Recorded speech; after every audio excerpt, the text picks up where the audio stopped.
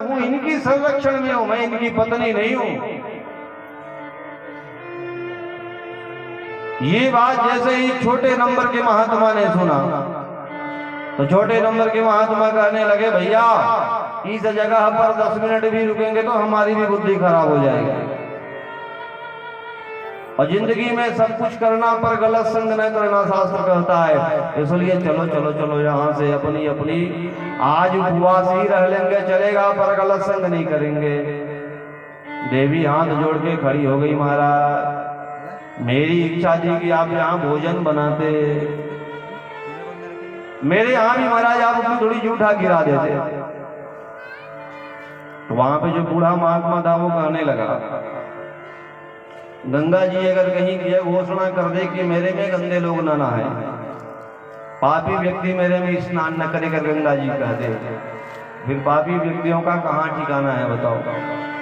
राम का नाम अगर कह दे कि मैं पापी व्यक्तियों के मुंह में ना आऊं, मैं केवल धर्मात्मा का होकर रह जाऊं, तो फिर राम के नाम का महत्व ही क्या है। ये साधु बाबा कहने लगे, अगर हम बढ़िया बढ़िया लोगों के यहाँ, पुण्यात्मा लोगों के यहाँ ही जाते रहे तो ये पापी जीवात्मा का क्या होगा, इनका उद्धार कैसे होगा बताओ। इसलिए हमको तो जाना पड़ेगा, हमको इनके यहाँ रहना पड़ेगा, और रह करके हम नहीं बिगड़ेंगे, ये बिगड़ा इनको सुधारेंगे। और धीरे धीरे धीरे धीरे महाराज तीनों महात्मा बड़ी महात्मा की बात को मान लिए, और फिर अपना जो डेरा है वो रखे, स्नान किए, स्नान करके आए, और आकर के चारों महात्मा बढ़िया रसोई की काम में लग गए।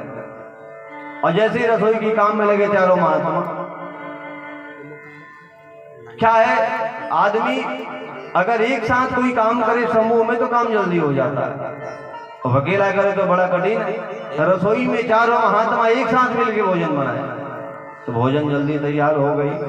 और ज्यों ही भोजन बन गया तो एक बड़े महात्मा थे, वो कांसे की थाली में थोड़ी थोड़ी थोड़ी सी खीर, थोड़ी सी पूड़ी, थोड़ी सी सब्जी, और सब ले करके अपने झोले से खरिया से श्री ठाकुर जी की छोटी मूर्ति निकाली और सामने रखा, तुलसी का दल लगाया। तुलसी का दल लगाने के बाद में मंत्र पढ़ा भगवान को नैवेद्य अर्पित करने का। त्वदीयमस्तु गोविंद तुभ्यमेव समर्पये, गृहाण सुमुखो भूत्वा प्रसीद परमेश्वर। हे नारायण, हे वासुदेव, हे कृष्ण, आओ ये मेरा भोजन स्वीकार करो। और जैसे ठाकुर जी की प्रसादी लगी, 3 बार ताली बजाया, आंख बंद करके भगवान का ध्यान किया, और ध्यान करने के बाद में ये जो प्रसादी लगी उनका छोटा छोटा टुकड़ा पूरे खाने में मिला दिया। चारों महात्मा बढ़िया भोजन किए। भोजन करने के बाद में वो जो शेष भोजन बचा है, देवी को कहा, देवी ये ठाकुर जी की प्रसाद है भगवान गोपाल जी की, इनको तुम भी पाओ और तुम्हारे घर में जितने बच्चे हैं सबको खिलाओ। अच्छा महाराज, तुम्हारा पति गांव गया नहीं आया है ना, आएगा तो उनको भी प्रसादी खिला देना। जी महाराज। अब ये महात्मा अपनी अपनी झोला लेकर के शाम को चलने लगे तो वो देवी रोने लगी, कहने लगी, महाराज आप थे तो हमको तो यहाँ पे ऐसा लग रहा है कि सतयुग था, पर आप जा रहे हो तो अब फिर लग रहा है कि कलयुग आ रहा है। महात्मा कहने लगे, देखो देवी, संसार तो गतिमान है, संसार कभी रुकता नहीं, वैसे ही साधु भी गतिमान है, वे भी कभी रुकते नहीं। जैसे नदियों का जल बहते हुए कल्याण करता है, वैसे ही चलते हुए साधु कल्याण करते हैं। अगर साधु एक जगह रम जाए तो उनमें माया व्याप्त हो जाता है, इसलिए साधु कभी रुकते नहीं, चलते रहते हैं। देवी एक बात बता दूं, लगता है तुम 10वें बच्चे को जन्म देने वाली हो, जब 10वां बच्चा होगा तो इनका नाम नारायण रख देना, बस कुछ मत करना, ये मेरा यही आशीर्वाद है, बच्चे का नाम नारायण रख देना। और बाबा भगवान का नाम लेते लेते जैसे आए थे वैसे महात्मा पुनः धीरे धीरे अपने तीर्थ क्षेत्र को चले गए। अजामिल आया, समय व्यतीत हुआ। समय बीतने पर उस देवी से 10वें बच्चे का जन्म हुआ और जैसे ही 10वां संतान हुआ तो महात्मा के बताए अनुसार उस बेटे का नाम नारायण रखे। बड़ा उत्सव किया अजामिल, और अजामिल समझ गया था ये मेरा अंतिम संतान है। शरीर संसार की सेवा करते करते थक करके जर्जर हो गया। अजामिल अब चोरी करने नहीं जाता। अब अजामिल फोन करके आइडिया देता है चोरी करने का। वो कहता है कि मेरे पास बढ़िया बढ़िया ऑफर है, बढ़िया बढ़िया बुद्धि है। 20% में चोरी करने वाला आइडिया, 30% में चोरी करने वाला आइडिया व्हाट्सएप में मैसेज करता अजामिल। अपने अपने चोरों के द्वारा वो चोरी करवाता और बुद्धि बताने के अनुसार 10% 20% में गुजारा करता। 1 लाख की चोरी हुई, 20,000 बुद्धि देने वाले को, 80,000 चोरी करने वाले को। ऐसे पारंगत था वो अजामिल। देखो, कर्म छूट सकता है महाराज, पर बुद्धि का चिंतन नहीं छूट सकता। याद रखना, दुनिया में चोर जो है चोरी करना छोड़ दे। एक आदमी ने कहा ना, महाराज मैं जनवरी से बीड़ी पीना छोड़ दिया। जब जनवरी लगी उनके बाद से मैंने बीड़ी नहीं पिया और मैंने कहा बीड़ी पीना छोड़ दिए। पर एक बात बताओ, दूसरे को बीड़ी पीते देखकर अपना बीड़ी पीने वाला टेस्ट याद आता था कि नहीं आता? तो कहे मन बिगड़ लगी तब वो छोड़ दे। मन से छूट जावे तो बीड़ी छोड़ने का लाभ है, और मन में अगर कहीं तृष्णा बची हुई है तो फिर बीड़ी तो केवल आपने अपने आप को धोखा देने के लिए छोड़ रखा है। मन से त्यागो तब काम, मजबूरी में त्याग करोगे तो गलत है। इनके भीतर भी यही हुआ। इनके भीतर चोरी करना बंद हुआ, पर चोरी वाला दिमाग अभी भी इनका चल रहा है। धीरे धीरे धीरे धीरे समय बीतने लगा और बीतते हुए समय के साथ अब अजामिल जो है पूर्ण रूपेण आसक्त हो गया। अब इनका तो केवल चलना उठना फिरना भी बंद, एक खाट में पड़े रहना। इनकी श्रीमती थोड़ा बहुत भोजन दे दे तो इतने में गुजारा कर लेना।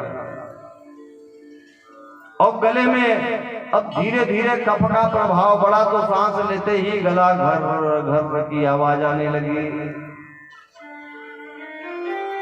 अब अजामिल के हाथों में घुनघुट्टी हकालने का पावर नहीं बचा है। वो भी अपनी श्रीमती को नियुक्त करके रखी है। पटकुन धूखत्री में घुनघुट्टी चाहते हैं, यानी अंतिम दिन का प्रतीक्षा में बैठा है अजामिल।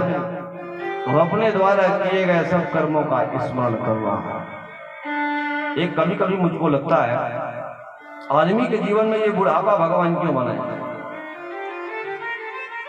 चाहते भगवान तो ये बुढ़ापा को पहले निकाल देते, बाद में है ना, व्यक्ति को बच्चा बना देते या जवानी दे देते, पर बुढ़ापा पहले निकाल देते। अंतिम में बुढ़ापा क्यों? तो ये भगवान ने जो सिस्टम बनाया श्रीमन नारायण, वो बढ़िया बनाया। इसके पीछे कारण है कि आदमी जो कर्म किए रहता है ना, उसका चिंतन करने का नाम ही बुढ़ापा है। जितने तुमने बुरे काम किए हैं, इनका असर बुढ़ापे में मिलता है, और इनसे ज्यादा कठिन काल होता है खटियम परे रहना। मनसा चावत है, पर मनसा चावत हकाले पर हमारे पास शक्ति सामर्थ्य नहीं है। केवल मन चिंतन कर रहा है कि तुम गलत किए हो। ये बुढ़ापे का असर है साहब। तरुणाई में हमने जो पाप किया, बुढ़ापा में उस पाप को हमको भोगना पड़ता है। इसलिए बुढ़ापा भगवान ने हमको दिया, इसलिए हमको भगवान ने आसक्ति दी। और ये हाल अजामिल का है। अजामिल भी सोच रहा है मैं कहाँ गलत पाप करी। और अंतिम समय की प्रतीक्षा में बैठा है। यमराज ने आदेश दिया यमदूतों को, जाओ अजामिल का प्राण निकाल के ले आओ। आलीशान 1 नंबर बढ़िया सजे धजे भाई साहब बैठ के छुट्टी बुझन जमदू तो तीन है ना, युगर ऐसे परमानेंट वाहन है जिनमें डीजल पेट्रोल को ना मिले सिरावेल पंचर हो। आदमी सोचे कहूँ मान लो डीजल पेट्रोल सिरा के कोनो मेरे कहूँ भैंसा गाड़ी पंचर हो जाए, वो लपड़ल बाहिर जितना टाइम 6:06 पहुंच जाए, जमराज आदेश करीस के उतने जोर जमदूत पहुंच जाते।